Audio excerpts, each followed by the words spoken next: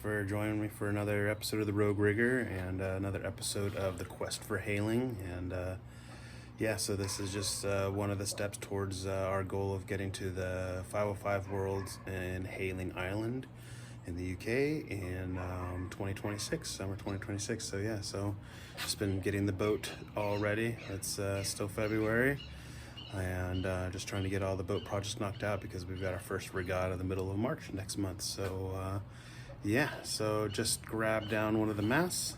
There's one still wrapped in plastic for a customer, but here's my mast, brand new. Just took the plastic off, as you saw. And yeah, I'm going to show you how I rig up my 505 mast for my boat. All right. And so now we need all the parts to put it all together. So we need to do a little shopping. Just happen to have a pretty good selection of 505 mast parts behind me. So yeah, let's pull some parts off the shelf and put it all together. All right, well, let's start with, we gotta get some aircraft eyes for the headstay and shrouds. Got those. We need some T-ball fittings for the shrouds for the upper end. We need 3 of those. All right. Throw those down, and since we're standing here, let's grab a halyard lock. One of the sweet Mike Martin design 3D printed out of stainless halyard locks. All right, since we're on that trip, let's go down here. Let's grab one of my wired rope halyards, and it's already a swaged on my custom made halyard lock stop right there. So yeah, wired rope splice on that guy. So let's throw that in the pile. All right, now we're gonna go over here. What else do we need? Oh, got one of these from Craig Thompson at Thompson Boat Works. This is it's the flip-flop block that Harkin makes. They make this part, and then Craig made these cool custom, I guess they're the feet for this that custom fit to the Selden Alto mast. So, and this is going to be for our spinnaker halyard because we do crew set and crew douse on my boat. So yep, so we got one of those. Put that on the pile.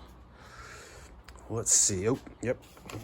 I got a chunk of the Ronstan I-beam for the mast ram. And since we're on mast ram world, sorry, trying not to make you guys seasick here. Let's get one of these guys. I get these from Pinnell and Bax, and they're this covers the top of the mast ram track. Keeps your jib sheets from getting snagged up. Throw down one of those. Let's see. We're gonna do external trap adjusters, so I'm gonna need a couple of these pad eye straps, and then we're gonna need a couple of these high load shackles from Ronstan. All right, moving along.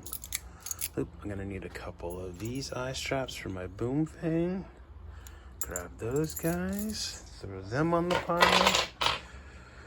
And since we're on ram world, we're gonna grab one of these. This is gonna be for the mast ram up that gets mounted to the side of the ram track. What is this? 416. All right. Let's see what else. Ooh, we're gonna give these a whirl on this mast. We're gonna go with the Ronstan handles.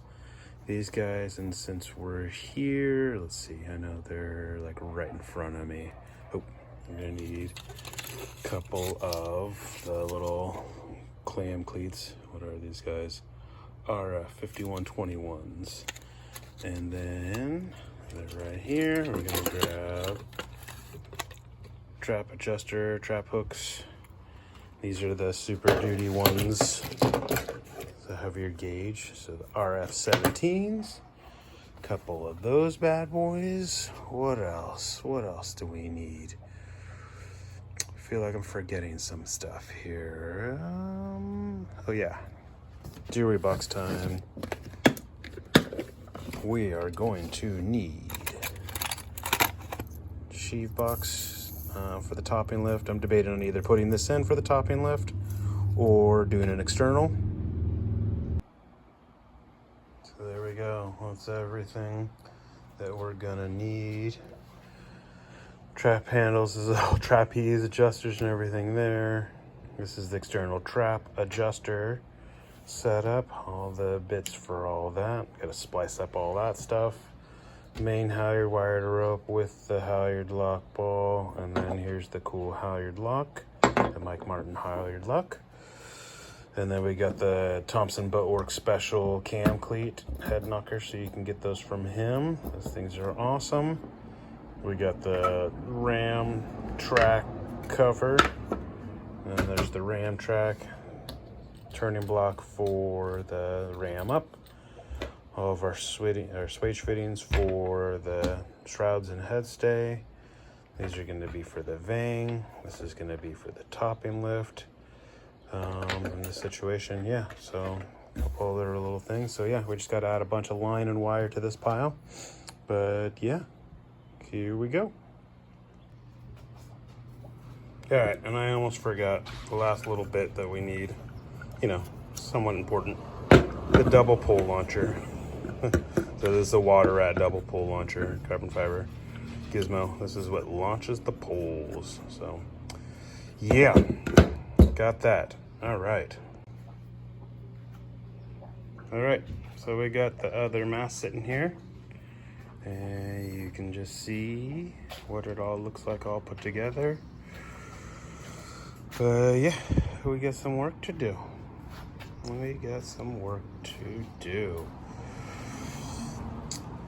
Yeah, and you can see how much, you know, I gotta cut off out there, but yep, I think we got everything else.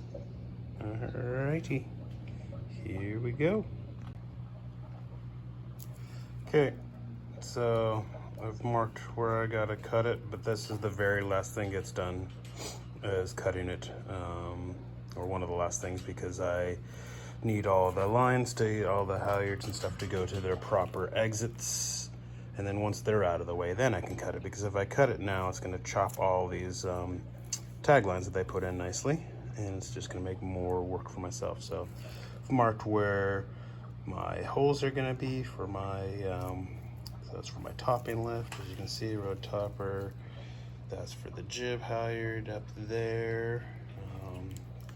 And then I just was marking out up high up here. I've got to cut this all out, or make a big giant oval cut just out of this part of the webbing here, so that the spinnaker halyard can come out, because we're going to do something different with the new cleat, because the old cleat we had, which was great, was the flip-flop block, but it's off to one side, which is fine, except for, you know, if you ever have to hoist from the other side, you're kind of limited because it's going to turn that way. So with the new block that we got from Craig at Thompson Boatworks, that gets mounted right here, and you can grab it from either side of the vang pretty easily. So got that marked out, so I'm going to try and do these tough cuts and stuff right now, and then also I'm marking out where these guys go, my pad eyes for the vang. You can see how much load those things go under.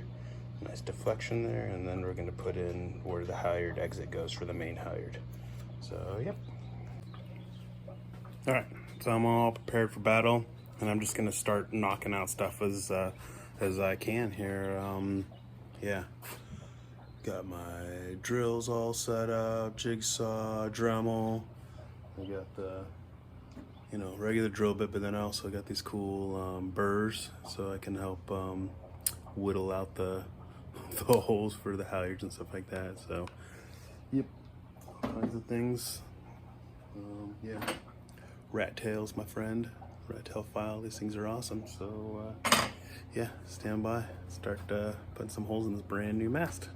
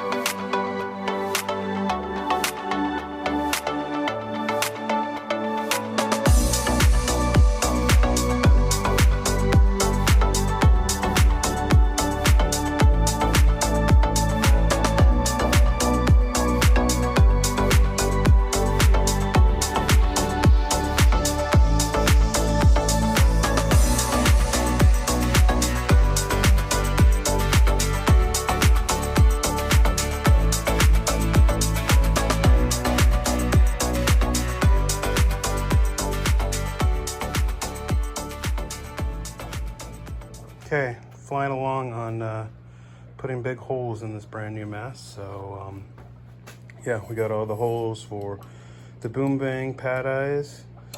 We got the through deck block for the main halyard. This is for the main halyard, just so you can pull against it when you're pulling it up, makes it easier. Topping lift hole, jib halyard hole, spinnaker halyard hole, and then I did up there's just another hole for the topping lift. So I think this is all the big holes that I've got to drill now. Yeah, that's all the big holes we got to drill. So yeah, so now gotta put in some hardware. Gonna put the sail track in and the double pole launcher, and yeah, so here we go. All right, we're down to the last big hole we got to put in this mast, and that is for our Mike Martin halyard lock. So yeah, that guy's gonna go right there. Mike told me about 15 inches plus or minus from the black band, so that's the plan there. Put that guy there. So I've made my marks with a pencil, and then I'm gonna use my auto punch here because it's the weld, so I gotta make sure that I got a good place to set or start my drill in the weld, and then yeah, we're gonna cut out a slot there and pop this guy in. So yeah, super stoked. I've been using a 2-to-1 halyard for, I don't know, years, just because of, I don't know, laziness, fear of putting in one of these things. I just don't like cutting big holes in masts. But it's all good. We're gonna get it done right now.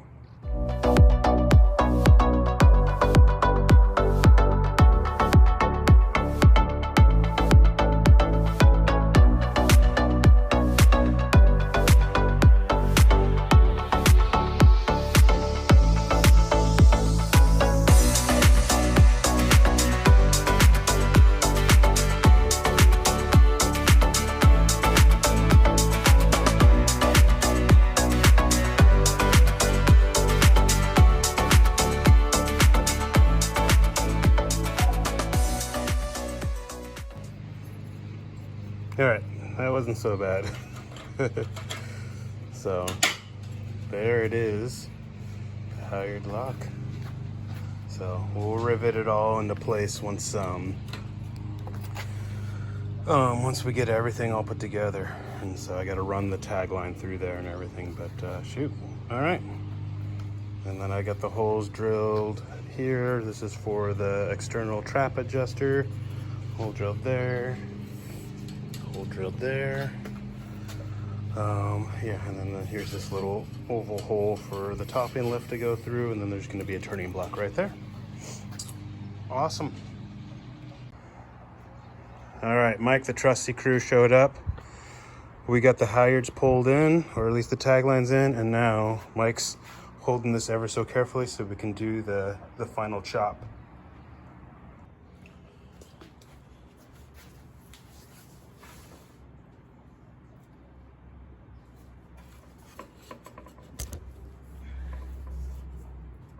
Go down ever so slightly. Yep.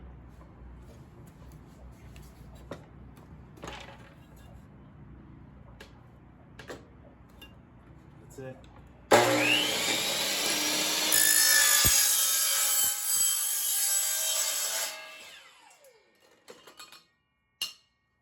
No turning back now. All right, so we got the ram track.